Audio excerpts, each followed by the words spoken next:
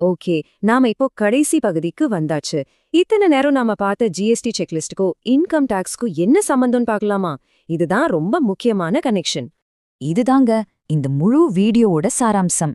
இந்த கோல்டன் ரூல எப்பவும் மறக்காதீங்க.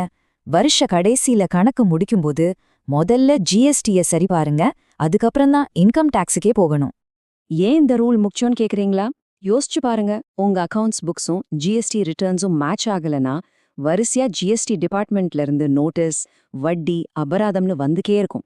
ஆனா எல்லாத்தையும் சரியா சரி பார்த்துட்டீங்கன்னா இன்கம் டாக்ஸ் ஃபைலிங் ரொம்ப ஸ்மூதா முடியும். உங்க பிசினஸும் எந்த பிரச்சனையும் இல்லாம பாதுகாப்பா இருக்கும். நீங்க உங்க வருஷ கணக்க முடிச்சிருக்கலாம், ஆனா உங்களையே ஒரு கேள்வி கேட்டுக்கோங்க. உங்க கணக்குகள் உண்மையிலேயே எல்லா சட்ட விதிமுறைகளுக்கும் உட்பட்டு எந்த ஒரு தணிக்கைக்கும் தயாரா இருக்கா? இந்த செக்லிஸ்ட்ல உங்களுக்கு ஏதாவது சந்தேகம் இருந்தா இல்ல ஒரு எக்ஸ்பர்ட் ஒப்பீனியன் வேணும்னா கண்டிப்பா நதி டாக்ஸ் சொல்யூஷன்ஸ்க்கு கால் பண்ணுங்க. சரியான நேரத்துல பாத்துக்கிட்டாலே உங்க பிசினஸ் வளர்ச்சிக்கு அது ஒரு பெரிய பலமா இருக்கும். இந்த தகவல்கள் உங்களுக்கு பயனுள்ளதா இருந்திருக்கும்னு நம்புறேன். நன்றி.